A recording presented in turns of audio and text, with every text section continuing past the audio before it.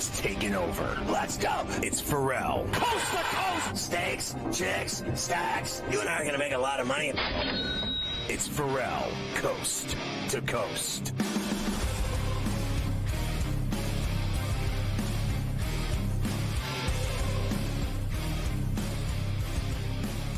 So, third hour here of C2C on a Thirsty Thursday with Spittin' Speeds, Dane Martinez, my boy. Also, don't forget to get the SportsGrid app on iOS or in the Play Store on Android.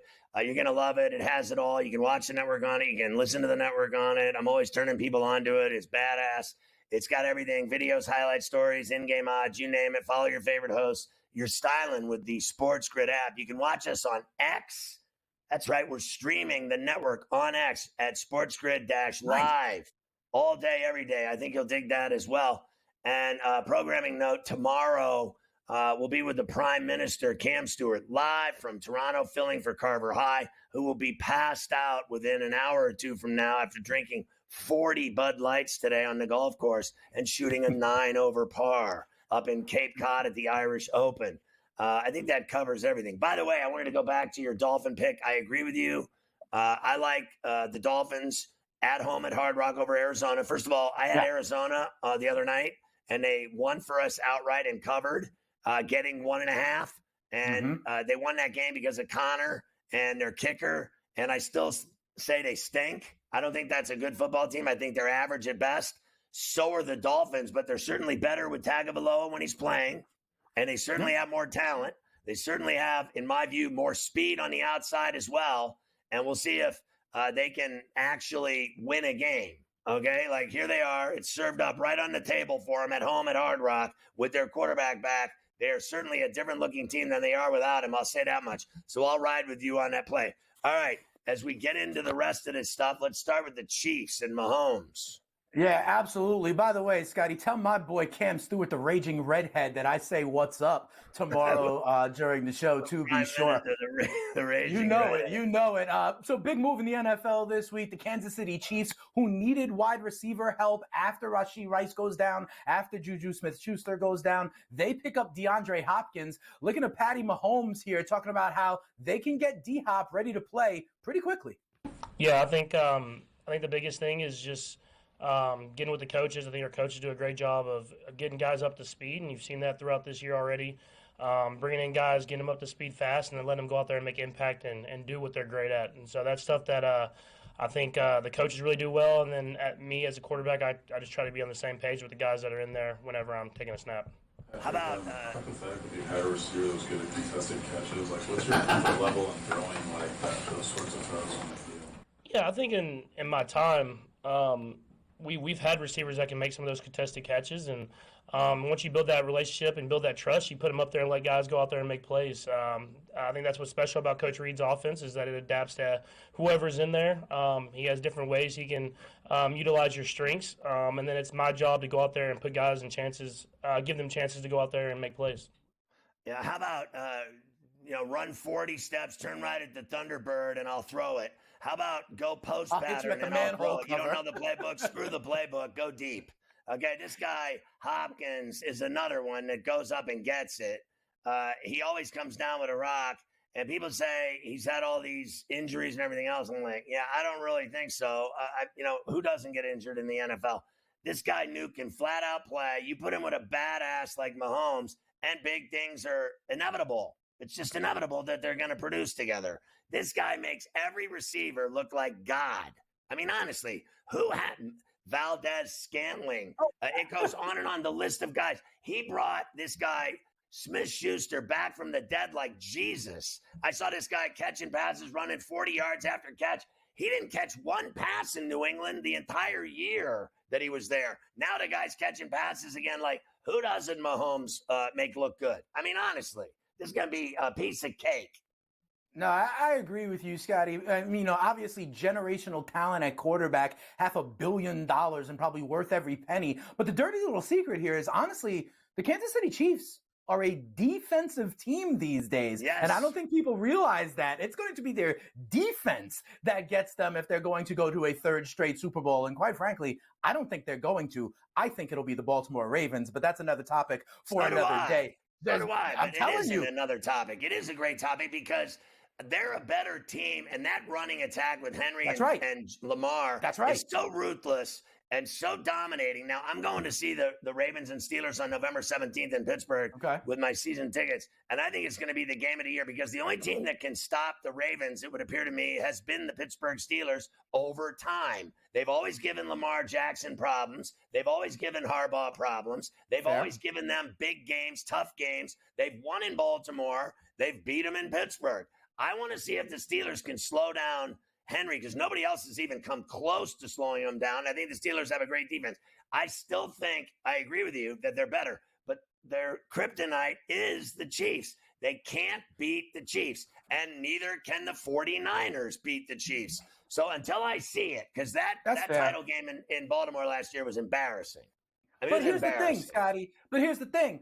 They had him, okay? And then somehow, inexplicably, the number one running offense in the NFL abandoned the run game up on Kansas City in the second half, and now you put Derrick Henry in that spot. I'm going to tell you the truth. I have shares of Derrick Henry as the NFL MVP at 60-1. I know it's a quarterback award, but adding Derrick Henry to this offense truly levels them up. And I know Kansas City beat them in week 1, but that was when they still had Pacheco in the backfield. That's when they had Rashee Rice on the outside. I think Baltimore is figuring it out and will only get better and better. And I think that because Lamar Jackson has already won 2, if Baltimore is that 1 seed in the AFC and looks like the dominant team, don't look now, but King Henry could run for 2,000 yards and 20 touchdowns and may be the first running back to win that award in a while. But there's been other trades in the NFL this week, Scotty. The Titans have traded Ernest Jones to the Seahawks for Jerome Baker and a 4th-round pick. Listen to the Titans coach Brian Callahan saying his focus is still on winning despite the team stripping it down and realizing that they don't have a quarterback. Oh, I mean, my outlook is to go try to win as many games as possible. Again, that's my job. That's the team's job, and we're going to do that. And we're going to do everything we can to coach, put the team in position, put players in position, and try to go win football games. You know, we may have different players playing, but that's just what it is. And those guys have now opportunities to play, and they're going to have chances to step up and make a name for themselves as well. So, look, there's a lot of guys still here that still have a lot of pride in playing football, and these are challenging things that when they happen, they're challenging, but I have faith in the guys in the locker room and the players that are here. But our job is ultimately to coach as hard as we can, put everything we got in every week, and go out there on Sunday and try to win a football game. Yeah, I'm sad that the Dolphins traded Jerome Baker-Bongs to Seattle, and now that Jerome Baker-Bongs is coming back to the East Coast, he'll be closer to me. I'm a fan of his. I think he's a badass, but I think that team's awful. I don't care what that guy says. I like Callahan. I like his personality and everything, and I like he's straight up, no games. He tells it like it is. He doesn't hide stuff and won't tell you who's playing and all this other nonsense. But the problem is that they're a candy-ass pushover. Right now, they are nothing. Did you see what the Bills did to them? Like, they're a bad team. They just don't even matter. They're a bad team, and they've got the Detroit Lions this week. And while I just said that I think Baltimore goes to the Super Bowl in the AFC, we were talking about it last hour. I think Detroit goes to the Super Bowl from the NFC, and there is no way the Tennessee Titans beat the Detroit Lions. If somehow you are still live in your survivor pool, take the Lions this week, Scotty. Yeah, they have never beaten the Titans. That ends Sunday. Yeah, absolutely. Absolutely. Like, I'm telling you, I think it's like an 11-point spread. I would lay the number, find any way possible to get a share of the Detroit Lions this week against Mason Rudolph, Will Levis, whoever's under center for Tennessee. Yeah.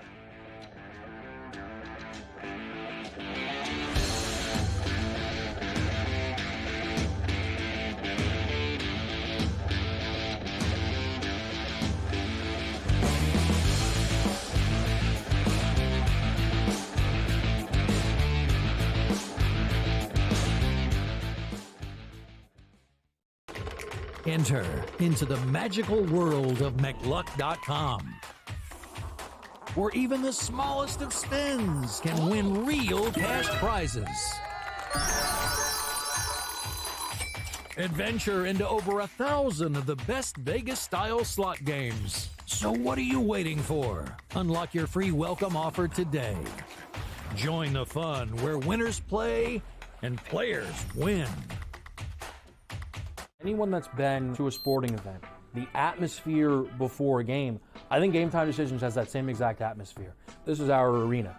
This is what we do. There is going to be an energy to Game Time Decisions that you will feel night in and night out. The excitement you get when you lock your bets in, when you're figuring out what you want to do, we can zone in on the biggest games each night. I want this to be the place that people come to before the games start so they feel as ready as possible to lock in their cards. We are going to hit every single one of those markets that you need to know about. We're going to go through every single thing, and I've got a great team behind me that's going to help me get the job done. There is not going to be a better place, I promise you, than Game Time Decisions to get that new information, react to it, and be able to then bet accordingly. We will have everything at our disposal, and we will use that to our advantage.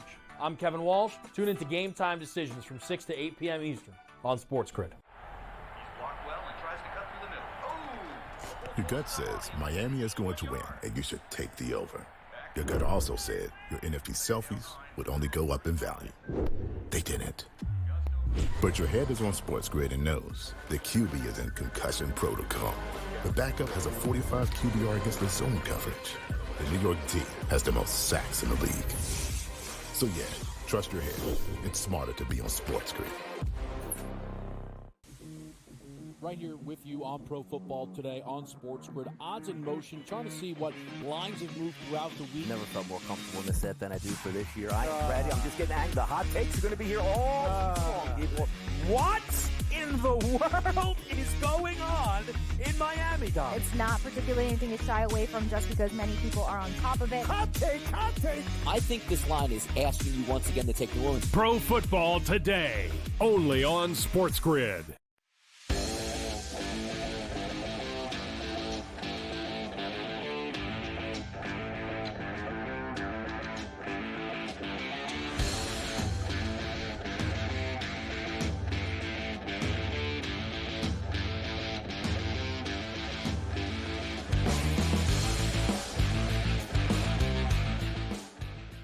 So real quick, Jameson Williams of the Lions, he took the suspension for the PEDs, and he says he didn't do it, and no one believes him at all. And there you go. Everyone's caught up. Matt LaFleur, what's he saying about having Robert Saleh at their practices? Did they give him a job? He's like some kind of special consultant on the defensive side of the ball here. So check out what he's talking about. He's got Saleh back at practice and being involved. You know, you guys, we've been close for a really long time. We were roommates together back at Central Michigan. So, you know, we thought it was a good idea just to bring him here. And he's helping us on the offensive side of the ball. I think that's always a good deal to have that perspective, you know, that defensive perspective on that side of the ball. So just taking a look at some of the things we're doing. Wait for any period of time or? I'd say it's pretty fluid. He be here most days, most weeks, the rest of the year? Again, it's pretty fluid. You know, I think it's important What does that mean? for him It's to soaking spend wet? time, obviously, with his family. He was his former roommate. So He just gave him a job. Staying That's through all. Thursday and going back on Friday. Staying with you and Bree? God, you guys want to know all our business? Yes, he is staying. He's staying. There you go. Very exciting. Look, I have no idea what he was talking about when he said he was there to help the offense. He did nothing offensive with the Jets, I'll mind you. He's a defensive guy. And it's funny, Ulbrich, the guy that took over the job, he was the defensive coordinator. So which was it? I don't even know. I know a lot of people, Dane, have said to me that they think the Jets made a big mistake by firing him when they did. And I don't know if I agree or disagree because all I know is they lose every week. Listen, I got to tell you, I just think he was really a scapegoat there. I don't know if Aaron Rodgers had anything to do with it or not. But, you know, there's excuses that could be made. And it wasn't the offense that was the problem for the Jets. And it was very rare to see a team, you know, after 5 weeks kind of move on from the coach like that. I personally think he got a raw deal. We'll see what happens. The Jets have something like the 4th or 5th easiest schedule the rest of the way, and it seems like every week, whether it's Devontae Adams, they're going to get Hassan Reddick back, new offensive coordinator. It gives me hope as a Jets fan, but then I see them play, and it's like that Godfather. Every time I think I'm out, they try to pull me back in. I don't know if I'm going to believe it anymore. They see the Patriots this week. What do you think, though, Scotty, about the Green Bay Packers against the Jacksonville Jaguars this week? I'm intrigued because, honestly, that NFC North is a big-time division right now. We were talking about Detroit earlier on. We like them. Minnesota's only lost one game. They're a surprise team. Caleb Williams and the Bears are kind of figuring it out as they come along. And a lot of people thought these Green Bay Packers were going to, be a really top-tier contender in the NFC. That division looks really, really good. What do you think about Packers and Jaguars this week? They are really good. The whole division's great. It's the best division in football this year. That's all there is to it. And Green Bay's flat out better than Jacksonville. I like the Packers to get it done on the road in Florida. All right, fair enough. Up here in the New York area, Giants owner John Mara says he has no plans to make any changes to Daboll or Shine. Mara, if you saw that kind of Hard Knocks in the offseason, his consternation about letting go of Saquon Barkley. But he's come out and says that coach and GM, they're sticking around for the long haul. Well, it must be nice to know that you're not getting fired when you don't win at all. And they look terrible. And I thought the Eagles game was a complete embarrassment. I've seen absolutely zero shreds of significant progress made by this team at all. I thought the game they played in Seattle was the only game they looked good in the entire season. In my view, they looked fantastic that day. They've looked awful since. Obviously, it hurt having neighbors out, blah, blah, blah, blah, blah, blah, blah, blah, blah, blah. But now they're playing Monday night against a team that has a quarterback now that can pass and spread it around to 6 different receivers. Their running attack 2 weeks in a row, Najee over a bill because of, A, the Raiders suck, and then B, Russell Wilson opened that door for him to have another buck. And they have the best pass rush and defense, one of which in the NFL, and their secondary is good as well. Their leading tackler is a corner, okay? So the Steelers mean business, and they're going to the playoffs. And the reality is they should kick the Giants' ass this Monday night in Pittsburgh. That's just all there is to it. If the Giants can't get first downs and can't score ever, what are they going to do against a team like Pittsburgh with that defense? And when Pittsburgh has the ball now, I don't think the Giants can stop them. Yeah, listen, I'm with you, and I want to get your thoughts more on your Pittsburgh Steelers. We talked about them a little bit earlier in the show. The Steelers, it looks like, have been in contact with the Rams about Cooper Kupp. It seems like Cooper Kupp may be one of the next wide receivers on the move, and the Steelers are the favorites to potentially land Cooper Kupp. I actually think the Tampa Bay Buccaneers would be interesting now that they just lost Mike Evans and Chris Godwin. Baker Mayfield was with the Rams, if you remember that Christmas Day game. But what do you think? Twofold here, Scotty, about your Steelers. One, if they add Cooper Kupp to that offense, along with obviously Pickens on the outside, and I haven't spoken to you in a while, did you agree with the move to go to Russell Wilson? I know a lot of people didn't when Justin Fields was 4-2 and had some of that rushing juice. He scored 5 rushing touchdowns for them. They were tied with Baltimore in first place. Tomlin makes the move, and it turns up aces. He's an awesome runner, and he breaks ankles, and he creates something out of nothing. I'll give you that. I thought his touchdowns are just as important as passing touchdowns. Any tutty on the ground or in the air is a tutty. I thought Fields did a good job at 4-2 without a doubt. Never once did I think he was a better passer than Russell Wilson. Russell Wilson is like a 9-time Pro Bowler who has won a Super Bowl and has played in the league a lot longer than Fields and throws a lot better than Fields without a doubt. So they got him in there. He started, and he was excellent. 2 tutties. He ran for 1, threw for almost 280, whatever it was. And so here's the deal. The Steelers don't need Cooper Kupp. Everybody keeps thinking the Steelers needed Brandon Ayuk. They needed Adams. They need Kupp. They need everything. What they needed was Russell Wilson to start passing to 6 different receivers. There's nothing wrong with Austin. There's nothing wrong with Pickens. There's nothing wrong with Washington. There's nothing wrong with Freiermuth. There's nothing wrong with Najee or Warren. They got all kinds of guys they can dump the ball to, and he knows how to do it. So the Steelers don't need him. Every single guy that's mentioned is going to the Steelers, and none of them go to the Steelers. It's just the worst rumor after rumor after rumor after rumor after rumor. Your thought that he could go to Tampa makes the most sense because one guy's hammy's shot and the other one just had a dislocated ankle. They need a receiver.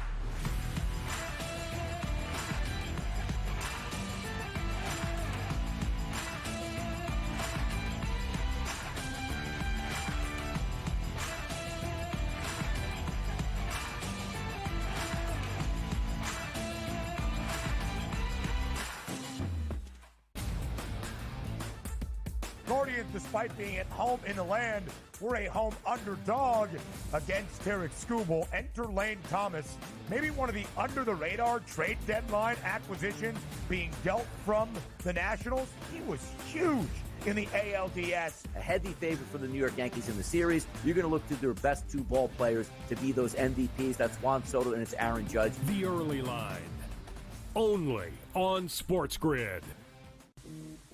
Right here with you on Pro Football Today on SportsGrid. Odds in motion, trying to see what lines have moved throughout the week. Never felt more comfortable in this set than I do for this year. I'm ready. I'm just getting angry. The hot takes are going to be here all long, people.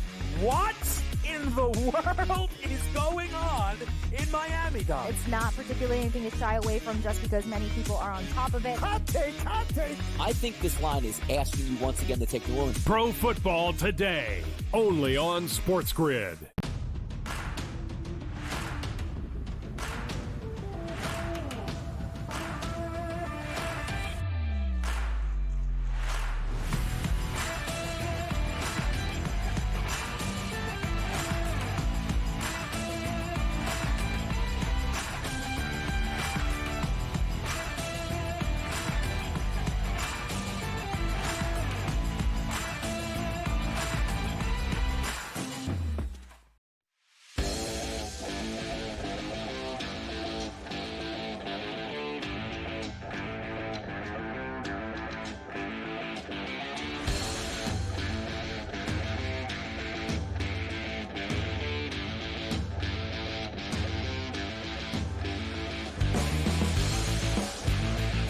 I told you last night on Coast to Coast that Ferrall saw State getting 25.5 is too many points. Liberty never covers. They're now 1-5 against the spread, and they lost outright in the sticks down in Atlanta, up in the woods, to Ferrall State 27-24, their first win and first FBS win for Kennesaw as well. Jacksonville State covered against Middle Tennessee. They were laying 20 and a hook. They won 42-20. What do you got tonight in college football, Spittin'? All right, we got Georgia Southern against Old Dominion, and then we have my alma mater, the Syracuse Orange, against Pittsburgh. What do you like in these two games kicking off a big-time week of college football? Yeah, look, I saw it all week as Old Dominion was laying 2, then they were laying 1, and Georgia Southern's flat out better than them. I like Georgia Southern to go into Old Dominion and win that game, and I don't care about it at all. And then I think the Syracuse-Pitt game is going to be fantastic in Pittsburgh. And I saw that number at 6. I think it's too much wood to give that kid McLeod. I think Syracuse is a good football team. Pitt has gotten to 6-0, whatever it is, undefeated, ranked 19th. They're having a great season. Their quarterback's been unreal. They've done everything right. But they have played in some hairy games, and they found a way to win. I think they can find a way to win tonight. But look, I am not kidding. I could see them losing tonight. I could see Syracuse going in there and knocking them off. I think the number's too big. I think it's worth a shot. I really do. And I think your alma mater legitimately has a chance to win that game. I never give a bunch of points to a good quarterback. That kid can play.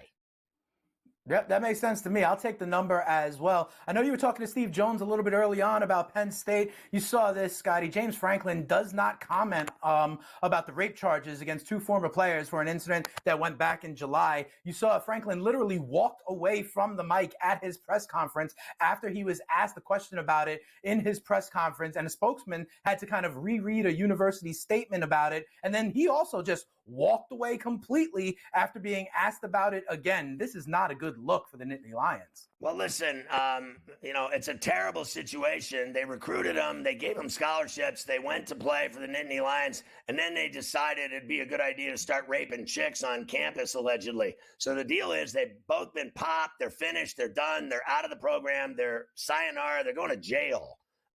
These guys are rapists, okay? How about this?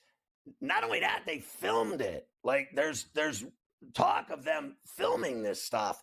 Look, both of them are finished, and Franklin didn't rape anyone. He's got to worry about Wisconsin and Ohio State up on the plate next. I wasn't going to ask Jonesy about it because I already know. No one at Penn State is talking about it because they've already gotten rid of them, and those 2 hacks are going to jail for rape. They're done. Their lives are over. They have ruined their lives by going to Penn State and decided they'd go to a party and start raping chicks. Not only that, filming it. So have fun with that. I am not surprised at all that Franklin doesn't want to talk about it. What do you want him to talk about? Like, he had nothing to do with it. He didn't do it. They recruited them, and these 2 idiots screwed it up. They're kids. They're dumb. They're stupid. They went out and did something horrific, and they're the ones that have to pay the piper. Franklin didn't rape anybody. He's got a job to do. What do you want him to do? Sit up? What do you want him to do? Sit up there on the dais in a press conference and start talking about rape and what these 2 kids did to these girls? And what? What's he going to do? Make it any better? What's he going to explain it away? Is it going to go away because he answers your questions? The media just they love that juice. We want to talk about the rapes. Like he did it. Like, please, I wouldn't answer those questions either and have none of it. All right, someone who is talking is Deion Sanders at Colorado. He's complaining now about Colorado's schedule because of all the late start times, and he says that's throwing off his players. Their, circadian rhythms, Scotty. Their body clocks are off in Colorado. Yeah, whatever. I tip basketball games at 9 p.m. in New York City. I get home at 11. I'm lit like a Christmas tree. Can't sleep. Cry me a river. If you don't like playing late games, then don't play football. Don't play basketball. If you're a sissy, cry about what time your starting times are. I show up whenever there's a game and play. That's what they should do. Shut up, quit crying and complaining all the time. When is this guy not just being? Being as in bitching. You know the word. Mm-hmm. When is he not complaining? Honestly, I'm not sure. Certainly not with this comment. This year, they're winning. Just go win the game. Shut up.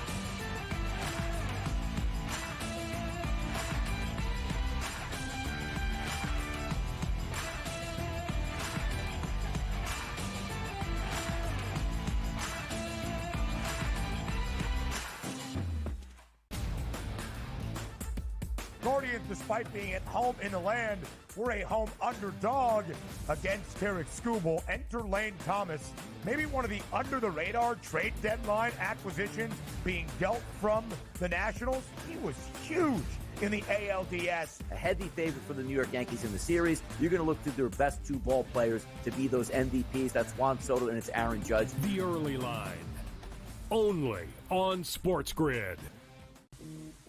Right here with you on Pro Football Today on SportsGrid. Odds in motion, trying to see what lines have moved throughout the week. Never felt more comfortable in the set than I do for this year. I am ready. I'm just getting angry. The hot takes are going to be here all week long, people.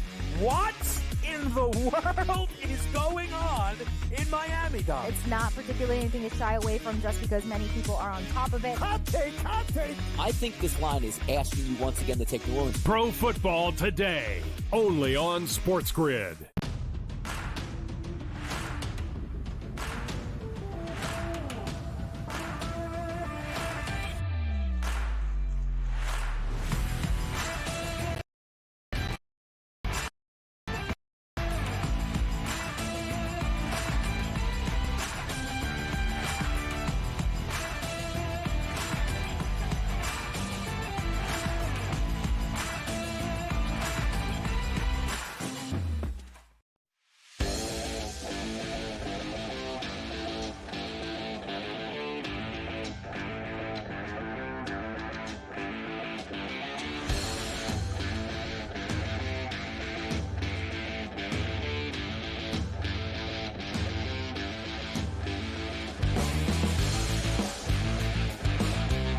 Fantastic job by Spittin' Speeds today. Our buddy Dane Martinez filling in for Carver High. Way to go, Dane. Thanks so much. Always good to see you, brother. And all the best to the family and that little 2-year-old of yours. Good luck with that nightmare.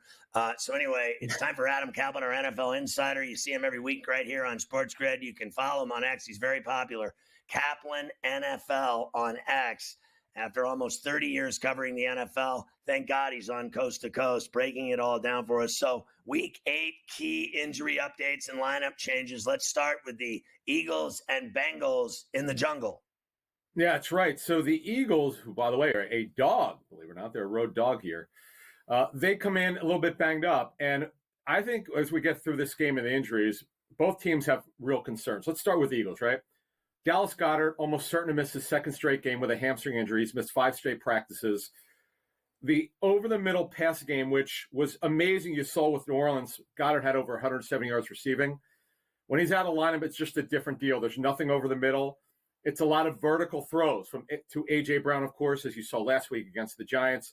With that 4th and 3 call, the gutsy call, Hurts made an unbelievable throw for the touchdown. But when you really look at it, Goddard's out again. That's the expectation. Again, he hasn't practiced. They'll go with Grant Calcaterra, who's a third-year tight end out of SMU. Very good athlete. Jack Stoll, who was an undrafted free agent 2 years ago. Those guys have filled in together over the years when Goddard hasn't played, and they'll do so again. And now this is a big one. Jordan Mailata, Mount Mailata, biggest left tackle in the National Football League, 6'8", the former rugby player, 380 pounds. He is on injured reserve. This will be his second straight game. He's got to serve 2 more. They're going with Fred Johnson, Ferrall. Fred Johnson, who's played right and left tackle, a former Bengals backup offensive lineman. Look, he did a good job last week, but against the Buccaneers, he struggled at right tackle. He's playing left this week. He's going to line up opposite Trey Hendrickson, the right defensive end for the Bengals. That is an advantage for the Bengals here. We need to make that clear here. There's no question about it. The Eagles may have to help Fred Johnson, so that's a matchup to look at. And with the Bengals now, this is a big one. Speaking of left tackles, Orlando Brown Jr., he's got this weird knee injury. He's been limited so far in practice. He's very questionable to play, as I understand it. Now, what their plan is, if Brown doesn't practice tomorrow, is limited again, they probably will turn to Cody Ford, who Carver knows as a former draftee of the Bills, who was a guard and right tackle for the Bills. He's never started a game, as I understand it, left tackle. That's a concern. The Eagles, the last 2 weeks, for 14 sacks against 2 beat-up offensive lines, and all of a sudden the Eagles found their pass rush. So if Cody Ford's got to start, that is an advantage for the Eagles. The lines makers, though, I find this fascinating that they have the Bengals as a 2.5-point favorite.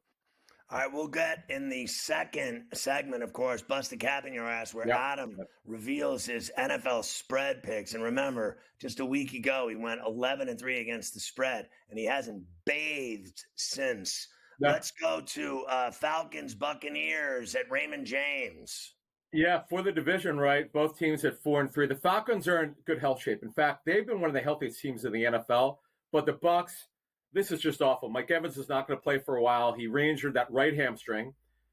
And then Chris Godwin, out for at least the regular season, dislocated ankle. It's brutal. Look, they're a team that wants to play a lot of 3 receiver sets. It's going to be hard. So what they're going to do they're going to go with Jalen McMillan, who's a 3rd-round rookie at the University of Washington, by the way, he had an ankle injury. He missed time earlier this season, so he'll start on the outside. Probably Trey Palmer, 2nd-year receiver out of Nebraska. He was a 6th-rounder last year. this is hard. I mean, it's going to be hard for them to compete. I picked them to win a division. I still think they would have done it had Godwin and Evans not gotten hurt, particularly Godwin. So they're in trouble in this game. To me, they're going to have to change the way that they play. They're going to have to run the ball more. I know that's not what maybe the OC wants to do, but when you look at Todd Bowles in that defense, they're going to have to play better. You saw what Lamar Jackson did, Scott. That was not good. And here's the other thing. Their best corner, Jamel Dean, is on IR. He went on IR right before the game on Monday night. He's on IR. He's got to serve 3 more games with a hamstring. And they're in major trouble in this game. We'll talk more about this game as we break it down in the second segment. But injuries are absolutely impacting the Bucs' chances, not only in this game, but going for the rest of the season. Dane earlier suggested that the Buccaneers go after Cooper Kupp. Any validity to that? Yeah, no, he's very available. The problem is how much of that salary, which is prorated for the rest of the season, though, it's over $15 million, but you prorate it, so you're looking at $8 or $9 million the rest of the season. That's what clubs I've talked to are debating. How much are they willing to take, or do they want the Rams to take all the money? So that's something that any team interested. I know that, look, your Steelers are looking for receivers. Your Chiefs, the Chiefs out there are doing it. The Bucs know they have to do something at receiver. But obviously they've got these young guys, but they need a veteran badly, and they don't have that right now. And by the way, Sterling Shepard is really a slot receiver. The former Giant receiver, he's going to have to play a lot going forward. I mean, this is a guy earlier in the season was playing a little bit.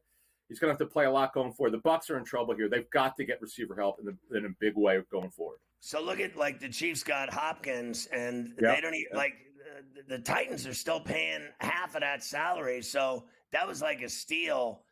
How did they get that done without having to, like, the Jets are paying every single dollar of Adams' deal. How did the Chiefs get that deal for half price?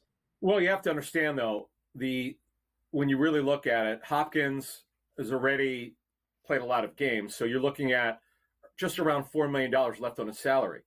The bottom line is the Chiefs are looking for a veteran receiver. They were not looking for a young developmental receiver. Say that twice. With Juju Smith-Schuster's hamstring injury, they had to get someone who could play right away, like D-Hop. And look, I was with the Titans, I could tell you, for 2 days in training camp, and he wasn't even practicing because he was coming back from the knee surgery. He doesn't have a lot left, okay? That's why this is a conditional 5th-round pick that could be a 4th. But he's a veteran receiver who will come in and play right away. And don't forget, as one person in the league told me, he played with Kyler Murray. He knows that he's played with a runaround quarterback like Mahomes will do on occasion. They're just going to have to get the chemistry together here. But they had to do something. They were not good enough at receiver. Remember, Hollywood Brown not going to play in the regular season and Rashee Rice out for the season. They had to do something. And by the way, they're probably going to be 2 to 3 more receivers traded around the league by the deadline. We'll talk more about that next week. But I'm telling you that there's going to be more receiver movement going forward. Listen, I just want to ask you before I talk about this Bears-Commanders game about the Cup again with the Steelers. I said earlier on the show that I've been hearing these rumors about Ayuk, about Adams, now about Cup, and they've gotten none of the above. And here's the deal. When they got Russell Wilson, he spread it around to 6 different receivers. It opened up their running game. They scored 37 points, 31 straight points. 2 games in a row they've had over 30 points. Well, Vegas stinks. That's why they beat them. But the game with Russell Wilson showed me they don't need Cooper Kupp. I know these rumors floating around. If they get him, so be it. But honestly, the guy didn't need Cooper Kupp on Sunday Night Football against the vaunted Jets defense as he lit them up. I'm not buying those rumors until I see it. All right. My understanding is when you look at the Steelers and Cooper Kupp, the Steelers are not looking to spend a ton of money on a rental player. Okay, Cooper Kupp's got 2 years left on his deal, big salaries, well into his 30s. Yes, they were in on Ayuk. They were fairly close to getting him, and we should make that point. I'm glad you brought that up. They know they need to do something now. This would have been alleviated if Roman Wilson, the rookie out of Michigan, who looked great for the first 2 weeks in training camp, then unfortunately had a high ankle sprain. Now he's got a hamstring injury. He's not ready. They've got to do something. You can say all you want about Russell Wilson. Yes, he played great, but they got to do something at receiver. It doesn't have to be a major move, though, Scott. Someone who's serviceable at the receiver position. And as we get closer, more teams are going to drop out of the playoff race. More teams will be looking to next year. But you got to understand, in Washington, by the way, Washington is also shopping for receivers. All right, Bears and Commanders at the dump in Landover. Yeah, this worries me for Chicago. They come out of the bye. They might be without 2 key members of their secondary. Jaquan Brisker almost certainly won't play. One of their starting safeties with a concussion. Kyler Gordon's got a hamstring injury, one of their starting corners. And with Washington, we know we're going to see Marcus Mariota at quarterback. And with Marcus Mariota, he's got issues with accuracy, Scott. That's when you watch that game on Sunday, that's going to be the biggest issue and why they probably got to run the ball a little bit more. Yeah, and when you see the Bears having a pick six hizzy, you'll know why no one likes Mariota. I think the Bears can win that game. We'll come back with more with Adam Kaplan on Cetus.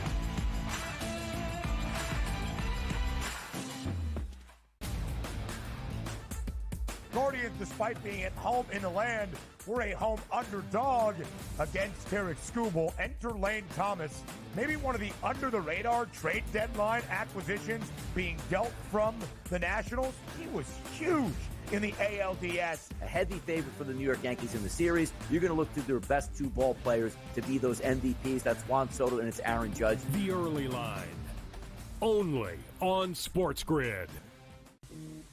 Right here with you on Pro Football Today on SportsGrid. Odds in motion, trying to see what lines have moved throughout the week. Never felt more comfortable in the set than I do for this year. I am ready. I'm just getting angry. The hot takes are going to be here all long, people. What in the world is going on in Miami, Dom? It's not particularly anything to shy away from just because many people are on top of it. Hot take. I think this line is asking you once again to take New Orleans. Pro Football Today, only on SportsGrid.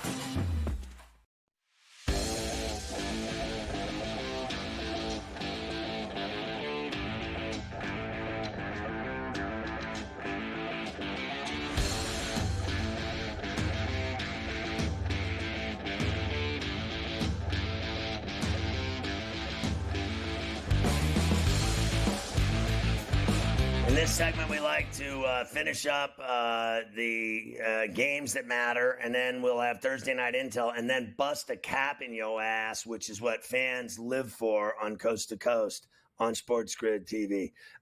Bills Seahawks at Lumen Field. Yeah. Gabe's going to that one on Sunday.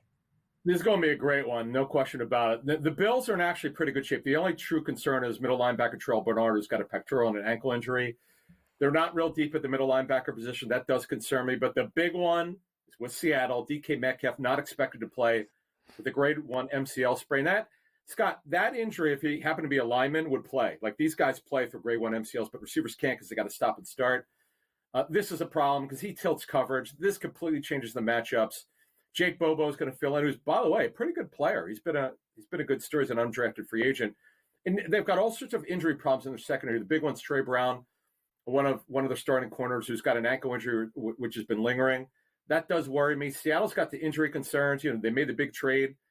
I shouldn't say big trade, but they made a trade at middle linebacker. In fact, they made the rare inside backer for inside backer trade with the Titans. So they got Ernest Jones Jr., who's a really good player, by the way, who will now start over Jerome Baker, who Jerome Baker was traded to the Titans. So look, they're changing things up there. This is a great game, man. This is a good week for pretty even matchups. We'll talk more about that in a second, but I like this game. This is going to be a fun one, but I'm very concerned with Metcalf not playing. That absolutely changes these matchups. All right, Thursday Night Intel, Vikings-Rams in Lipstick City at SoFi. How do you see it? This is fascinating. So, by the way, Aaron Jones will play with a hamstring injury. It's been lingering for a while, but he got through practice. He's good to go. What I find interesting is the number dropped from 3 to 2.5. Why? All of a sudden, the Rams got very healthy at wide receiver. Within the last hour, Puka Nacua was activated off of injured reserve. He had the PCL sprain. He's going to play tonight. And then Cooper Kupp, he's good to go. He's cleared with a high ankle sprain. That changes things, Scott, because now you could actually spread Minnesota out. But I'm telling you, folks, no one has been able to figure out Brian Flores' defense. Look, I know what happened last week. I get that. Jared Goff was good. He didn't have to throw the ball very much. But no one's really been able to truly figure it out. And that is why, to me, the Vikings should be the favorite in that game against the Rams, who they're not really that good. Wouldn't be fascinating, though, if the Rams won tonight and would be 3-4. They would be in the thick of it for the wild card race, and then would they still trade Cooper Kupp? We'll see. Yeah, I'm not interested in that fascination. I think the Vikings need to go in there and beat their ass. It's time for Bust a Cap in Yo Ass when Adam reveals his spread snags for this week in the NFL Pain Day games. We start at 1 o'clock in the Dog Pound. The Ravens and their great 5-game winning streak with the rushing attack of King Henry and Lamar, laying 8.5 to the Brownies with famous Jameis at the helm. Yeah, boy, that is a big number. That is a big number. As you and I have talked about, favorites over 7 points don't cover very well. They're actually going to have a passing game here. It's too bad they traded Amari Cooper. That does worry me a little bit. Here's the thing. The Ravens will win this game, but I like the Browns to cover that number. It's just too big. There you go. Taking the Brownies with 8.5, hoping it gets to 9. Tennessee's at Detroit at Ford Field. The Lions have never beat the Titans. They will this time, but they're laying 11.5. I know it's a big number, but the Titans are so pathetic on offense. They actually had a lead last week against the Bills and got blown out. I like the Lions to cover this number. Indy's at Houston at NRG, and the Texans are laying 5. The Colts may be 4-3 and surprising, but they're not playing good football. The quarterback's not playing well. The Texans will bounce back from last week's tough loss at home, and they'll cover that number. Green Bay's in Jacksonville against the Jags, and the Packers have been looking good. They're laying 4. Yeah, I like them. I give the Jaguars credit for winning overseas again, but you know what? They're not very good. They're not the most competitive team. Defensively, they're not good at all. And Jordan Love's going to bounce back from those picks. He's going to play well, and they're going to cover that number. Arizona is at Hard Rock in Miami Gardens, and the Dolphins getting Tua back. They're laying 4 to the Cardinals. I know the Cardinals are super unpredictable, but the return of Tua, the energy he's going to bring, they need him badly. They have no passing game without him. I like the energy to happen, and the Dolphins to cover that number. Aaron Rodgers and the lowly Jets at 2-5 going to Gillette in Foxborough, laying 7 to the 1-6 Patriots who look anemic. I know, but Drake May is not playing badly. But let me just tell you with the Jets here, this is the game where Aaron Rodgers played great, right? Earlier in the season against the Patriots. They're going to cover this number and handle it. Atlanta's at Raymond James against Tampa. You already talked about the game. The Falcons are laying 2.5. Yeah, I would have gone the other way had they had Evans and Godwin. I'm going the other way here. The Falcons aren't playing great football, by the way, but they're playing a beat-up secondary. The Falcons, I know they don't have much of a pass rush, but they're going to find a way to win and cover this number. In the jungle, the Bengals are laying 2.5 to the Eagles. Eagles playing really good defense, and their secondary is playing lights out. The running game is phenomenal. Their offensive line's hanging in there. We talked about the injury at left tackle. The Bengals, they're not playing great football. They're playing competitive football. But the Eagles and Nick Sirianni, one of the top 3 road records in the National Football League over the last 4 years, like the Eagles to cover this number to actually win this game outright. Chargers laying 7.5 at SoFi against the Saints, who've lost 5 in a row. Yeah, and they're not playing well at all. Alvin Kamara got his extension, but they're struggling. They look great. The NFL's best team after 2 weeks. As you mentioned, they've lost 5 in a row. Chargers go back home this week. They'll bounce back and cover that number. Buffalo laying 3 at Lumen against Seattle. Love this game. This is one of my favorite of the week. I like Buffalo to cover this number because they're the healthier team. Chicago is at the dump in Landover against the Commanders against Mariota. The Bears are laying 2.5. Yeah, I'm a little concerned about those Bears injuries in the secondary, but they've played without guys in the secondary before, and they're going to handle this issue, and they're going to win and win outright, and they're going to cover that number. Carolina's in the Mile High City against Denver. The Broncos are laying 10. Well, it's because of Bryce Young starting and not Andy Dalton. I like Denver to cover this number. I don't like them that much as a football team, but they're going to cover this number, no problem. Kansas City laying 9.5 at Vegas. Kansas City's got revenge on their mind. They're going to handle this number, and they're going to win big in Vegas. Sunday night, Dallas is getting 4 at Levi's against the Niners. Parsons hasn't practiced in weeks. The Niners will bounce back, and they're going to cover this number. That is one slick Adam Capel.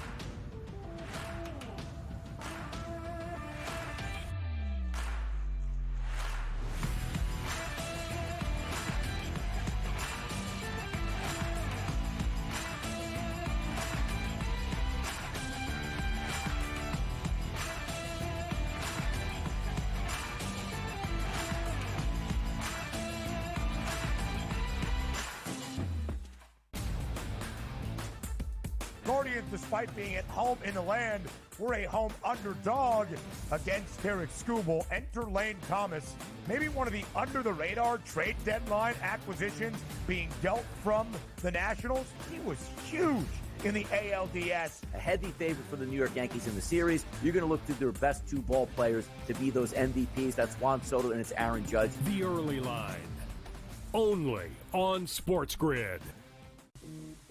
Right here with you on Pro Football Today on SportsGrid. Odds in motion, trying to see what lines have moved throughout the week. Never felt more comfortable in this set than I do for this year. I am ready. I'm just getting angry. The hot takes are going to be here all long, people.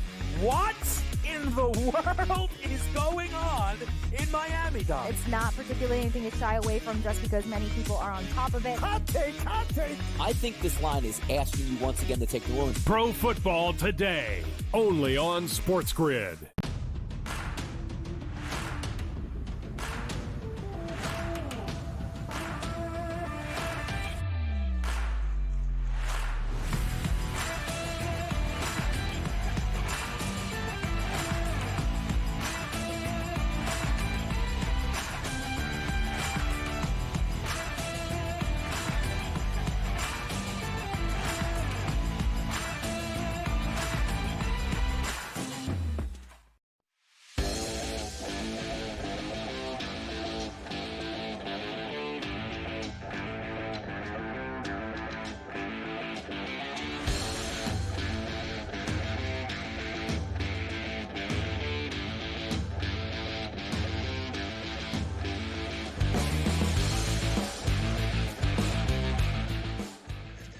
All right, leftovers. The Capitals beat the Flyers again, 6-3. That's their 5th win in a row. And back-to-back against Philly, they've lost 6 in a row.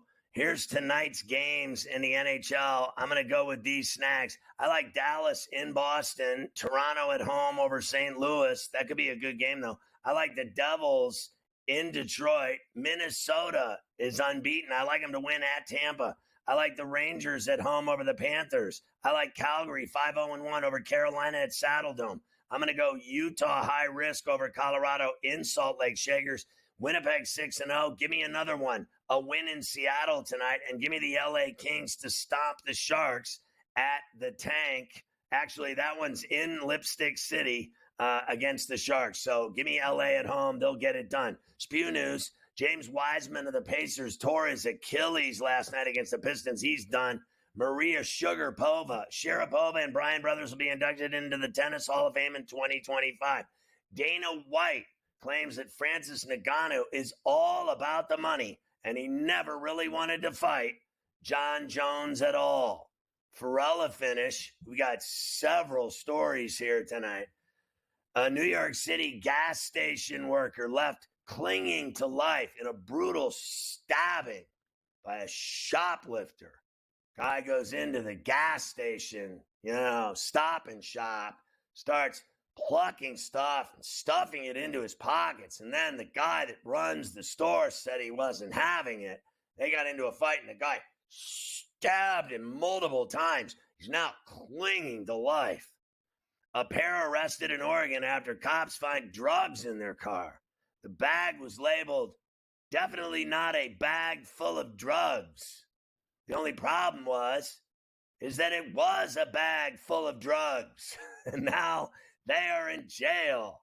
And I'm sure the cop took some of the drugs for himself and his friends to make money or to use or to smoke or to take or to get high or to, oh well, what's the difference?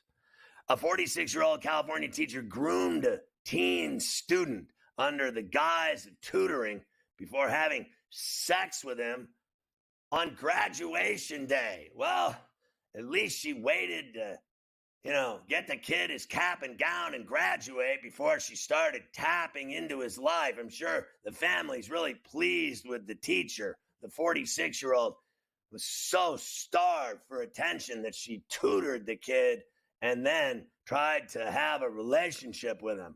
How awful. A 40-year-old North Carolina father was killed in front of his 3 young kids during a road rage dispute with a 75-year-old elderly man. Sounds like the 75-year-old old guy killed the 40-year-old guy in the road rage incident. Be careful what you wish for or who you decide to take on with your bravery in fisticuffs, fights, or gun battles, or knife fights. Because sometimes the said 75-year-old guy might whack you. A Russian governor was caught picking his nose and wiping it on a fellow official on video. That is awesome. A guy was picking giant boogers out of his nose and wiping it on one of his rivals all over his fancy suit. That is a strong effort by the Russian governor. Try doing that to Putin and see how that goes over. A would-be robber bashes a 24-year-old man in the head with a glass bottle in broad daylight in New York City. That happens on my block every day. Someone getting bashed in the head with a bottle, or stabbed or shanked or raped or tortured or sex trafficked or lit on fire or stuffed in a sleeping bag or stuffed in a garbage bag or fed to rats. That's just on my street. What a lovely city we live in. A physical ed teacher and police officer repeatedly named Cop of the Month moonlighted as a Long Island pimp and ran a pimp ring and 2 brothels. Cop of the Month, actually a pimp running brothels. That is fantastic. And the phys ed teacher was in on it. Everybody loves hookers. That's the moral of the story, Mafia. It's just a bad scene. Escorts and hookers and brothels. Oh my. Escorts and hookers and brothels. Oh my. Escorts and hookers and brothels. Oh my. GTD is next. Go to FerrallOnTheBench.com. There's exciting things going on there. Trust me. See you tomorrow at 3 on Coast to Coast.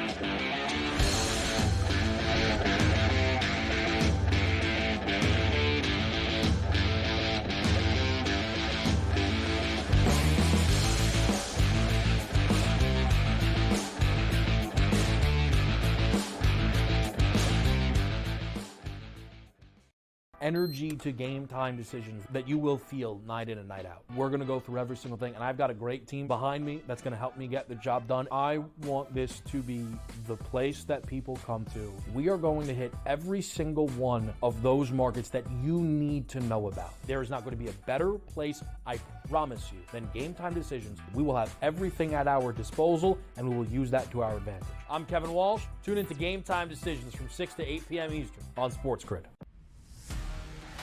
You know what? What can one of these quarterbacks or wide receivers do for me this year to make a wager? It's got to be the running conditions there for Jaden Daniels. In regards to Jaden Daniels, you know I was on him in regards to the Heisman Trophy. I actually think he's going to do it on the ground, through the air, 40 touchdowns, 4 interceptions, playing in Cliff Kingsbury's offense where he wants to spread it and throw it. I think he's going to put up dynamic numbers. Pro Football Today, only on SportsGrid. The only streaming sports betting network. Tips, info, and insights to up your IQ. It's smarter to be on SportsGrid. New to the Live Golf Plus app. Watch Live Golf any way you want it. Follow any group. Replay any shot.